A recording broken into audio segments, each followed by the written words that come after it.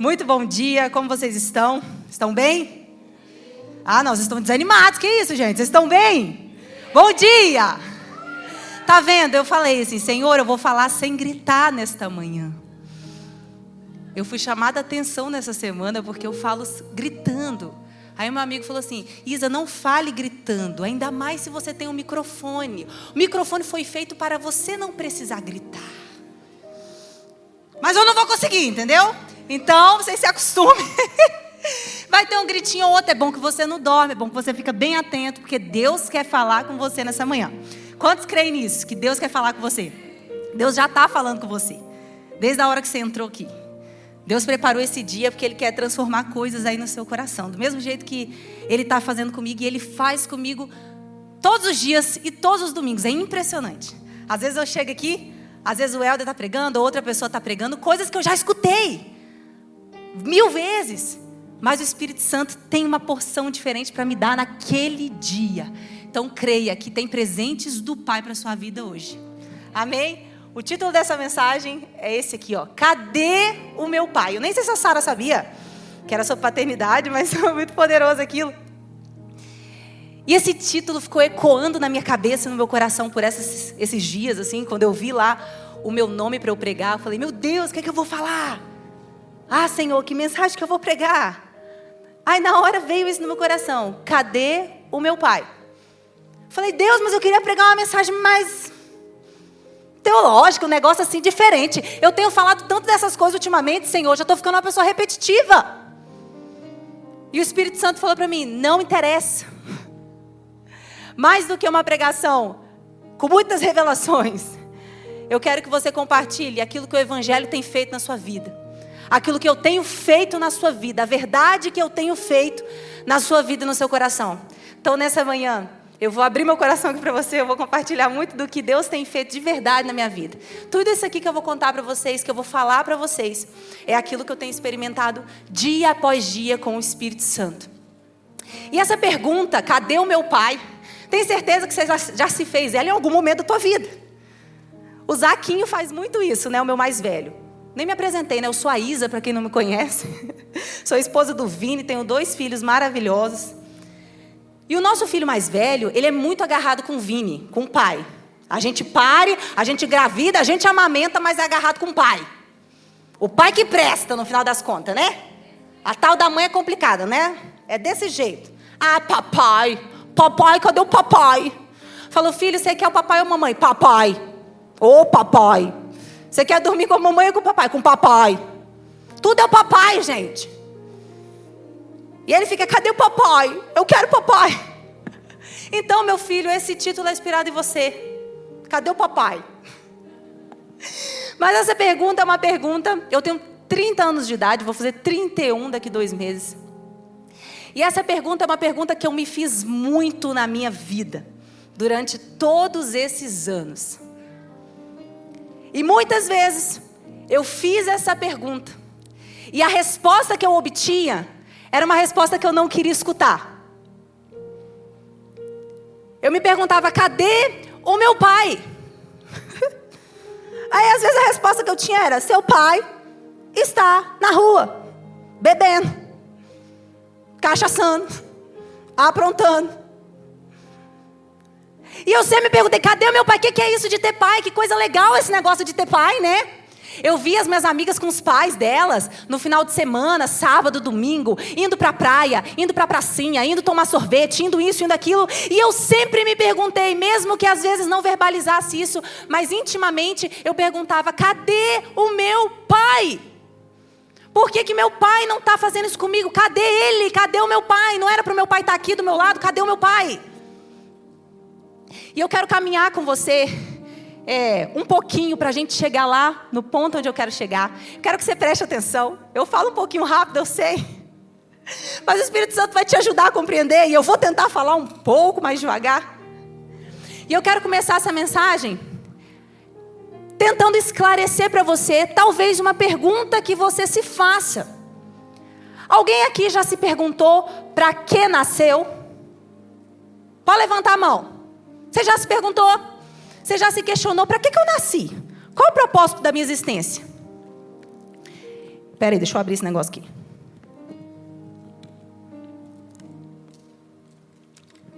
Para que eu nasci?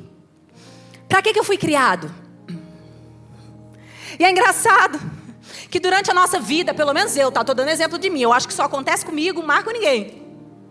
Na minha vida de igreja, na minha vida de ser crente, de tentar ser uma crente muito legal, muito maravilhosa. E quem já me escutou pregando vai ver que eu uso sempre esse exemplo, mas eu vou usar mais uma vez, não tem problema. Que eu ficava assim, Deus, para que eu fui criada? E a resposta que eu tinha era assim, ó, você foi criado para servir a Deus. Vamos participar, você foi criado para servir a... E aí eu não entendia muito bem aquele negócio. Beleza, fui criado para te servir, eu fui criado para trabalhar aqui, ó, para a igreja, fazer os treinos. Mas sabia que eu era um trem que não me sustentava. Era um negócio que não esclarecia o meu coração, eu não entendia aquilo. Aí eu pensava assim, então tá, se eu não estou trabalhando para a igreja, eu não estou fazendo... Ai, é uma complicação. Aí eu me sentia mal se eu não estivesse trabalhando. E aí anos depois o Espírito Santo me trouxe uma revelação sobre isso. Para que eu fui criado? E eu quero que você caminhe comigo para uma lógica familiar. Quem é pai e mãe aqui vai me entender. Eu tenho 2 filhos. E quando eu fui ter filho, quis ter filho, porque eu quis ter os meus filhos, eu virei para o Vini, meu marido, ele virou para mim e falou assim, amor, vamos ter filho, porque a nossa casa está cheia de louça para lavar e eu não aguento mais lavar louça. Estão precisando de uma mão de obra. Ah, vocês já ouviram esse exemplo, eu já dei não. Não é por isso que você tem filho? Aí eu falei assim, verdade, boa, vou engravidar por causa disso, não aguento mais lavar louça, tenho um pavor de lavar louça. Porque aí se nós fizermos 2, 3, 4 meninas, aqueles que são mais empolgados, faz uns 5. Se você faz 5 meninos, o que acontece? Sua vida facilita. Aí eu falei assim, não, vamos arrumar os filhos. E na época eu morava lá em Vitimarsum. Alguém conhece Vitimarsum aqui? Morava em Vitimarsum, gente. Minha casa tinha um quintal com a grama danada. Eu vou te falar, aquilo crescia. E nós ficávamos trabalhando, arrumando aquele negócio. Falei assim, Vini, vamos ter um filho para capinar a grama para nós. A gente compra a maquininha, coloca o menino em cima e ele vai capinando para nós. Não é para isso que a gente tem filho, gente? Outro também. Presta atenção. Aí a gente quis ter filho, aí nós tivemos filho. Só que o engraçado é, nós não temos filhos para que eles nos sirvam. É justamente o contrário. Quem é pai e mãe aqui sabe.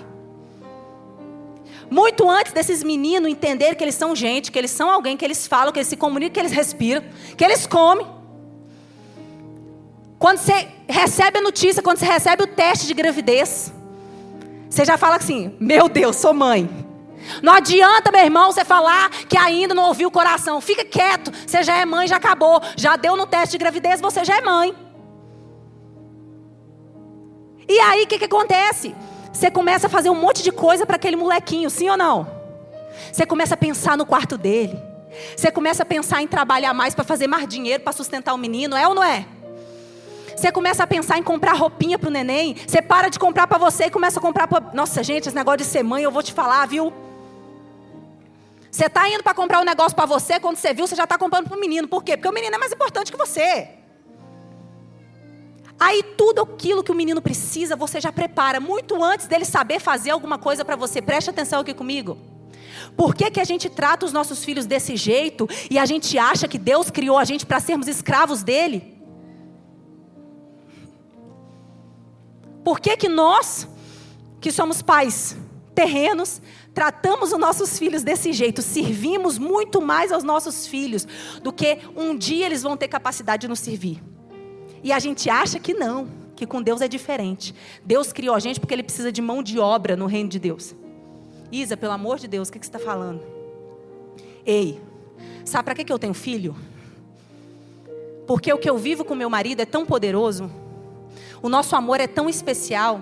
O filho, ele é fruto do amor, sim ou não? Fruto do amor. O que eu vivo com meu marido é tão precioso, tão especial, que eu quero multiplicar isso. Eu quero fazer outra pessoa para compartilhar de tudo isso que nós temos. Eu quero compartilhar de toda a minha vida com esse molequinho. Eu quero que ele tenha acesso a tudo aquilo que eu tenho, até o que eu não tenho, que eu dou um jeito de ter.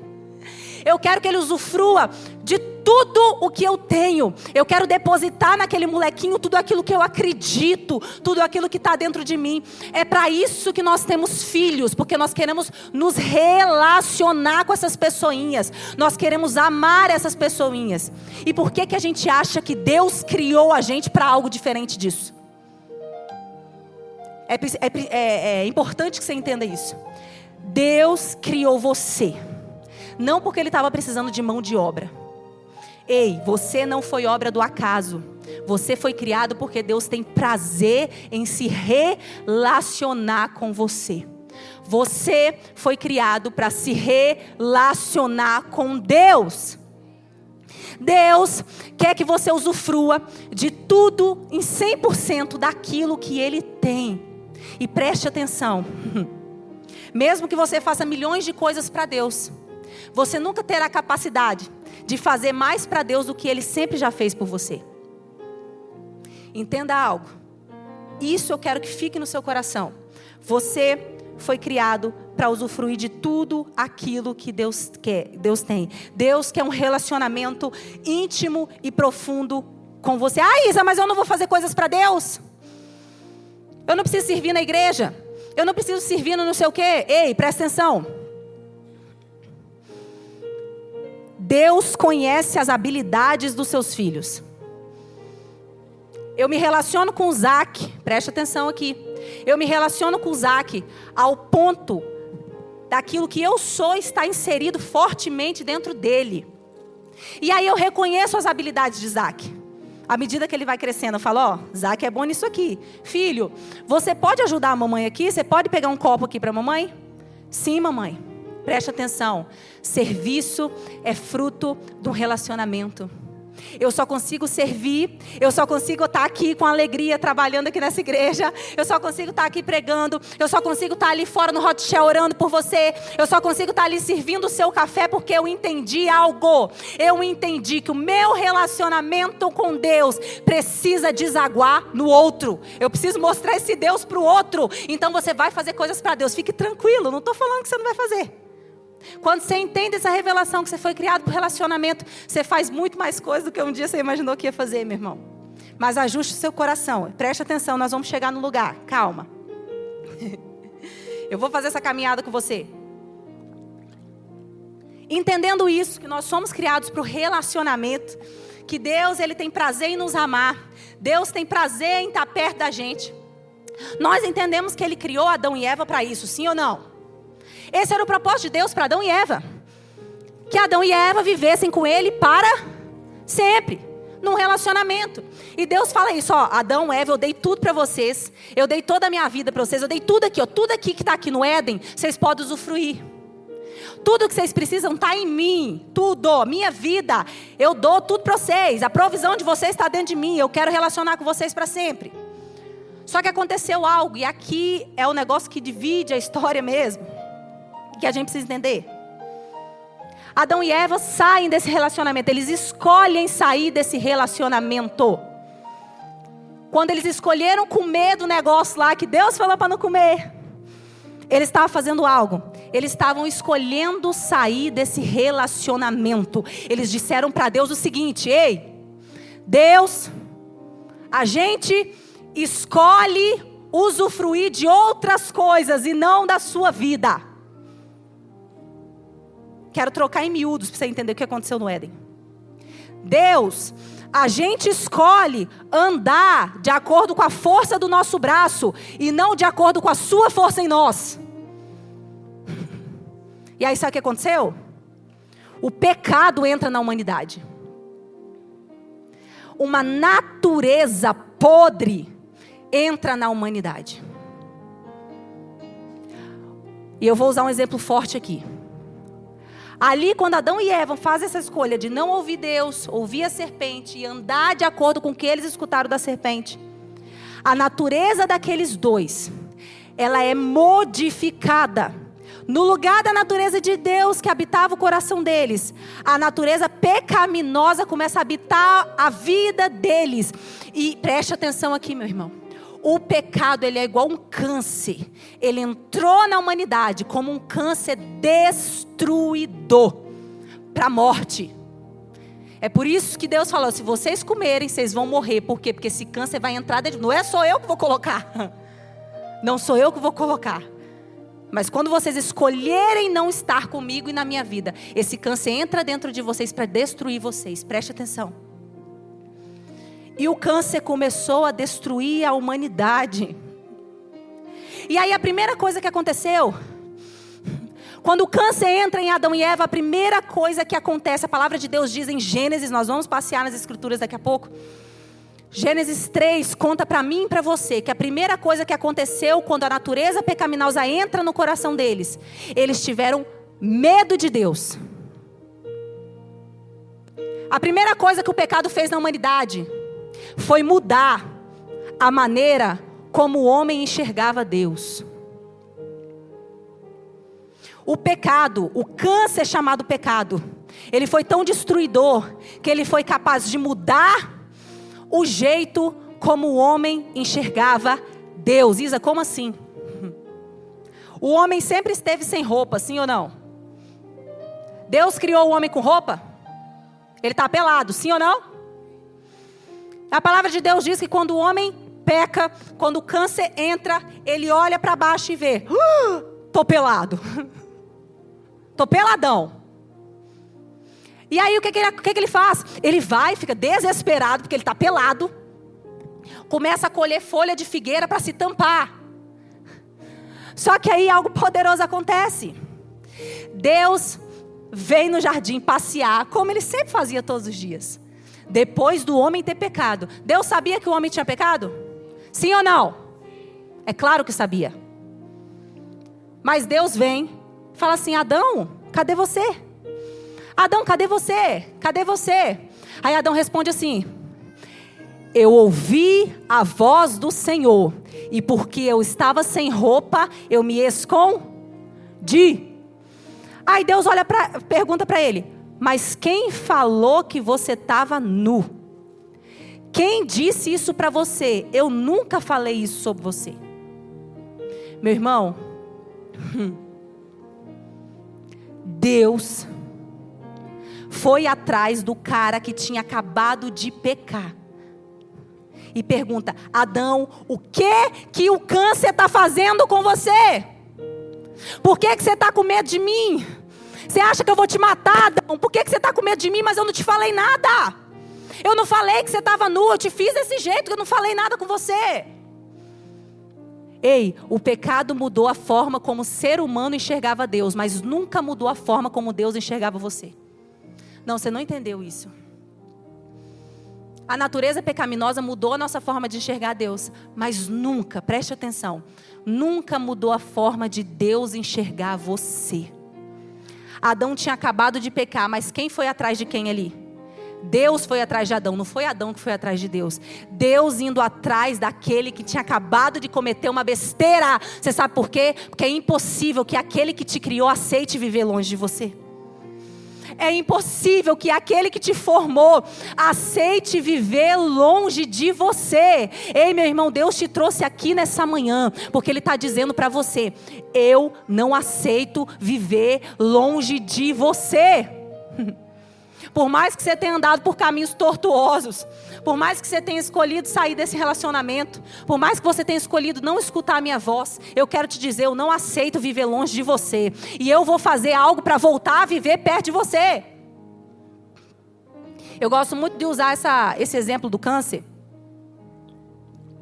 que é o seguinte, na minha vida, eu cresci acreditando, que Deus estava com raiva de nós, porque a gente tinha pecado. Eu vivia acreditando que Deus estava com muito ódio de Adão e Eva e da humanidade inteira, porque a gente tinha pecado, porque a gente estava com câncer dentro de nós. Eu acreditava 100% nisso, que Deus estava com muita raiva de mim. Então, se eu me consertasse, se eu conseguisse fazer algumas coisas, se eu parasse de beber, de cometer pecado, se eu parasse de fumar, se eu parasse disso, Eu não fumava, tá? Tô dando um exemplo. Deus ia se agradar. Porque Deus estava com raiva de mim por aquilo que eu estava fazendo.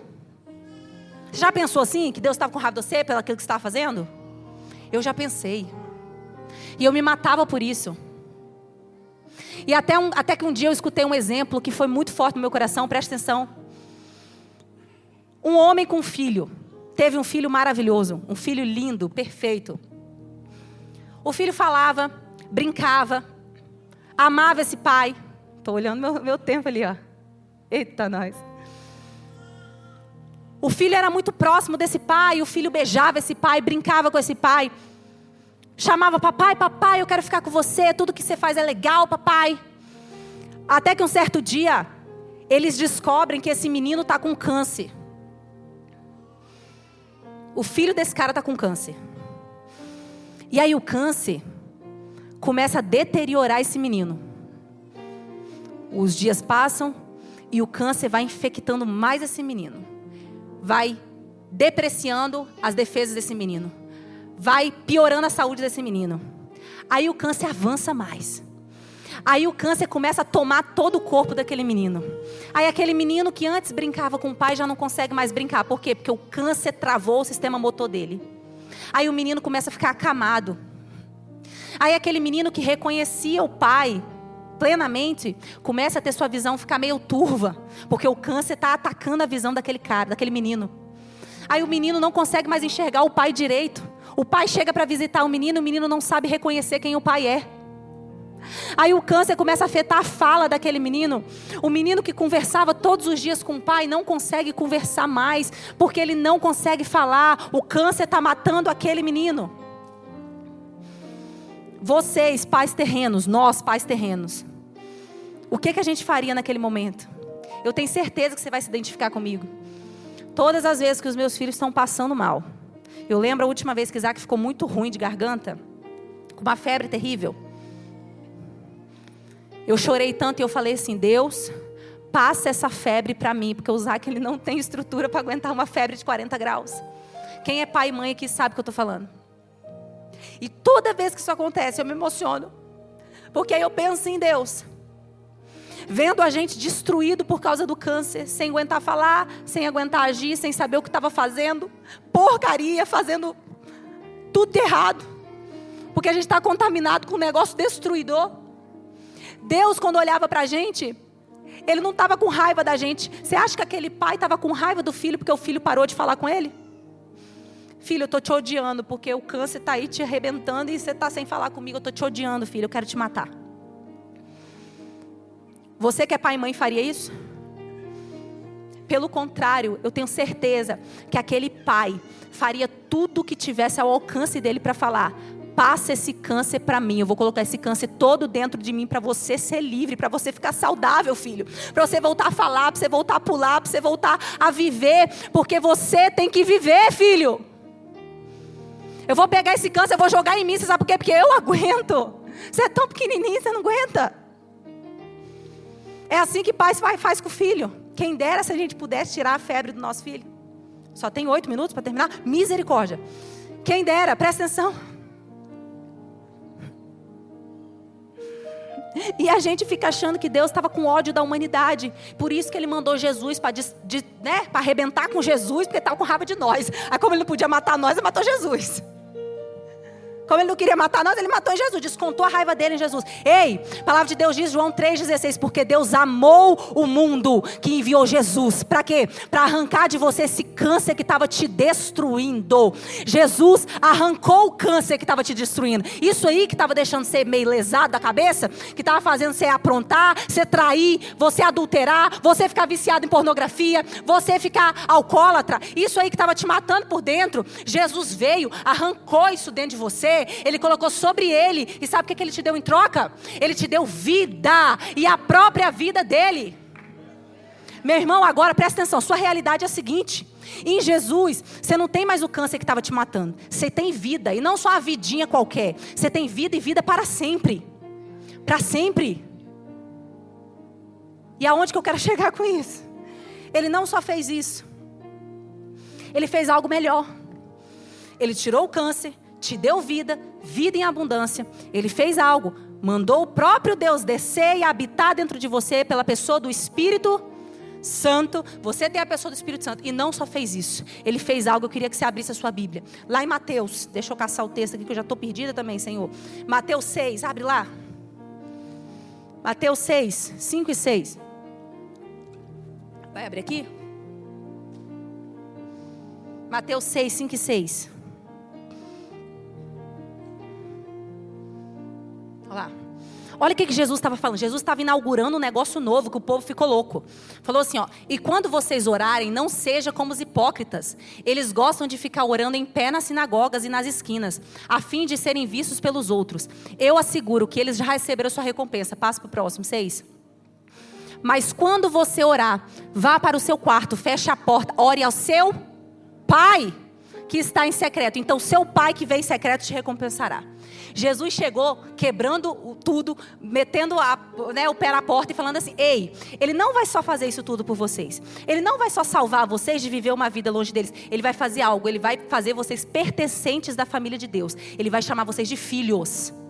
Ei, meu irmão, você não só foi livre do pecado. Você não só foi livre do câncer. Você foi feito filho de Deus. A palavra de Deus diz que a todos quantos receberam, João 1,12 vai falar: a todos quantos receberam, deu-lhes o poder de serem feitos filhos de Deus. Filhos de Deus. Filhos que se relacionam com o Pai. Filhos de Deus. Ei, preste atenção. Deus, Ele não deu uma carteira de trabalho para você continuar trabalhando. Não, eu tenho que te impressionar, Deus. Não, Deus, eu tenho que te impressionar, eu tenho que fazer, porque se eu fizer, você vai me dar. Se eu fizer, você vai fazer bom para mim, Deus. Se eu fizer, não. Deus não te deu uma carteira de trabalho, não. Deus te deu uma nova certidão de nascimento, escrito: esse aqui é meu filho, tem direito a tudo que eu tenho, tem direito a pleno relacionamento comigo. Filho de Deus. O problema é, e é aonde eu quero chegar, e eu já vou ter que começar a terminar. Filho de Deus. Filho de Deus. Isa, eu escuto isso, né? Filho de Deus. Só que o problema é o seguinte: Deus é Pai, e Ele quer ser o nosso Pai. O problema é que nós precisamos aprender a sermos filhos de Deus. Isa, mas eu sei ser filho de Deus, sabe mesmo? E sabe por que eu estou falando isso? Porque para mim isso é uma dificuldade. Entender que Deus não quer um relacionamento de serviço comigo, mas um relacionamento de pai e filho. E sabe por que eu não entendo isso? Porque eu não tive meu pai. E sabe o que o pai faz? O pai protege, o pai provê, o pai corrige e o pai direciona. Essa é a figura paterna. O pai protege, o pai provê, o pai te corrige e o pai te direciona. Geralmente as crianças fazem aquilo que elas veem o pai fazendo. E o filho, o que o filho faz? O filho desfruta do que o pai tem, o filho descansa na proteção do pai, o filho honra o pai e o filho manifesta aquilo que o pai deposita dentro dele. O Zaquinho vai manifestar aquilo que o Vini depositar dentro dele. Preste atenção. Mas como que eu vou entender que eu sou filho de Deus? Que Ele me protege, quando o meu pai lá atrás nunca esteve do meu lado? Como que eu vou acreditar que eu tenho um Deus que me protege, que me livra da morte, sendo que lá atrás o meu pai não me livrou da morte, o meu pai quase me deixou morrer e foi pela misericórdia de Deus que eu não morri? Como eu vou acreditar que esse negócio de pai é verdade, sendo que eu sempre tive que fazer as coisas para o meu pai me dar um amor, um carinho, um afeto? Como que eu não vou ter medo de Deus se lá atrás meu pai só me espancava? Como que eu vou entender Deus como pai? Como que eu vou entender que Deus vai me abraçar, vai me dar um carinho, sendo que lá atrás eu não recebi esse carinho? Eu não tive um abraço, eu não tive nada. Como que eu vou entender isso? Aí sabe o que acontece? O diabo, ele quer travar você nos traumas do seu passado, porque ele sabe que se ele trava isso no seu coração, você não se posiciona como filho de Deus, e essa é uma arma poderosa contra o inferno. Quando você entende que você de fato é filho de Deus, que você não é um escravo de Deus, mas você é filho de Deus, tudo aquilo que Deus tem é seu. A palavra de Deus diz em Colossenses que em Jesus habita tudo aquilo que Deus é. Essa palavra que ele usa é uma palavra chamada pleroma, que significa que em Jesus habita toda a ação, toda a riqueza, todo o poder de Deus.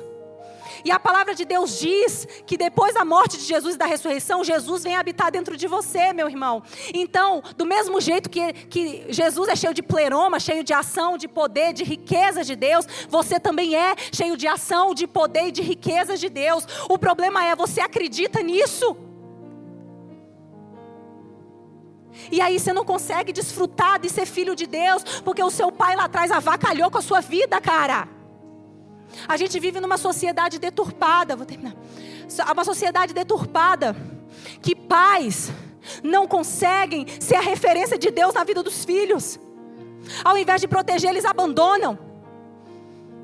Ao invés de encorajar, eles maldizem. E eu quero terminar falando isso. Eu me estendi, meu Deus, o tempo passa que eu não vejo, gente. Tinha tanta coisa para falar. E por que eu estou falando isso? Porque Jesus quer curar você hoje. Jesus quer curar, quer tirar você desse lugar de trauma.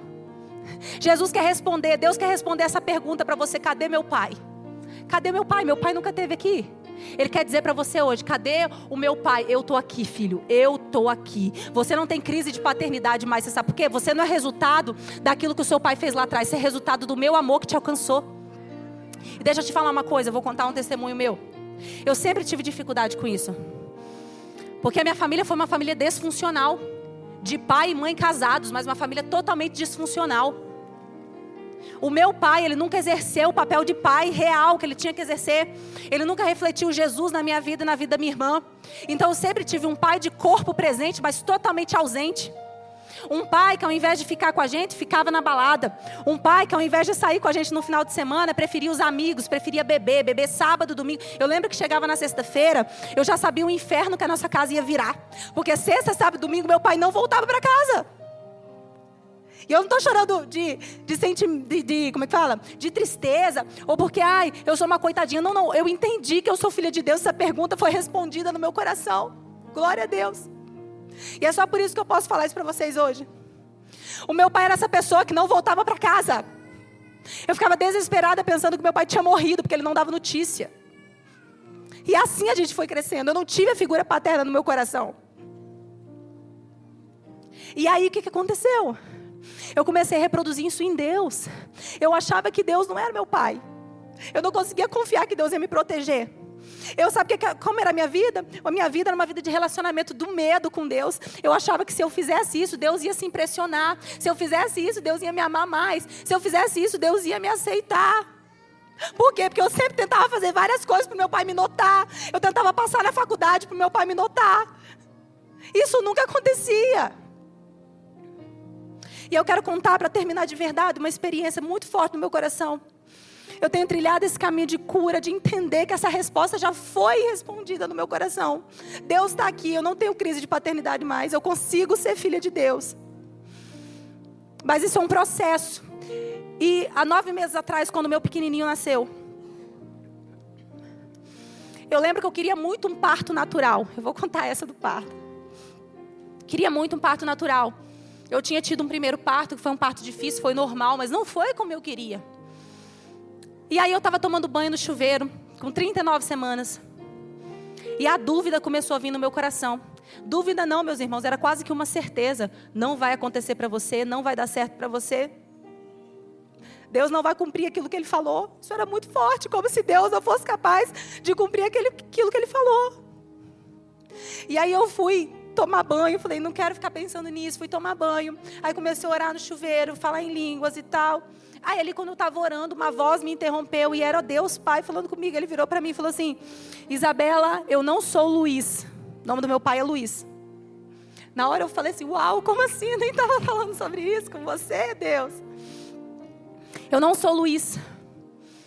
Eu não te abandono nos momentos mais difíceis da sua vida. Eu não deixo de cumprir aquilo que eu te prometi, minha filha. E aí ele me trouxe a mentira que eu estava agarrada. Toda vez meu pai falava para mim assim: filha, eu vou parar de beber. Eu vou parar de aprontar, eu vou ficar em casa. A gente vai ter uma vida legal. Aí 2 semanas depois ele fazia tudo de novo. O Espírito Santo falou assim: filha, eu preciso acessar esse lugar no seu coração e quebrar essa mentira, filha. Você não está conseguindo desfrutar da minha paternidade 100% porque você está presa numa mentira. Eu não sou Luiz Mar. Eu não te abandono nos momentos mais importantes da sua vida. Eu não deixo de cumprir aquilo que eu prometi para você. E ali foi um momento de cura tão profundo. Eu fiquei muito tempo chorando ali naquele chuveiro falando: Deus, me cura, Senhor, me cura, Senhor. Eu quero ser sua filha. Eu quero acessar esse lugar de confiar em você. Eu quero acessar esse lugar, me cura. E ali foi uma cura tão sobrenatural do Pai. E eu lembro que eu descansei naquilo. 2 dias depois, quem conhece a minha história sabe, eu entrei em trabalho de parto. Naturalmente, foi muito mais do que eu queria. Eu não consegui nem chegar no hospital. O meu filho nasceu num quarto de hotel, foi recebido pelo pai dele. E só estava ali eu, o Vini e Deus. E Deus reafirmou ali no meu coração. Meu filho nasceu chorando, perfeito, nada aconteceu. Deus reafirmou no meu coração: filha, isso aqui é uma aliança que eu faço com você. Que eu sou o seu pai. Nunca vou deixar você nos momentos mais importantes da sua vida. E é essa oração que eu quero fazer com você nessa manhã. Talvez você venha da mesma realidade que eu, ou até pior. Talvez você teve tanta dificuldade, você não teve um pai para chamar de seu. E às vezes você tem dificuldade de se relacionar com Deus, porque você não consegue enxergar o seu pai bom. Como é que é isso de ser pai e filho? Eu não sei. Eu sempre tive que ser o homem da casa, eu sempre tive que ser a mulher da casa. Eu não sei como é que é isso, como é que faz para descansar, como é que faz para deitar no colo de um pai, como é que faz para confiar que ele vai proteger, sem eu ter que fazer, sem eu... Não. Ei, fecha os seus olhos, o Espírito Santo quer tratar isso com você. Existe cura para você aqui nessa manhã.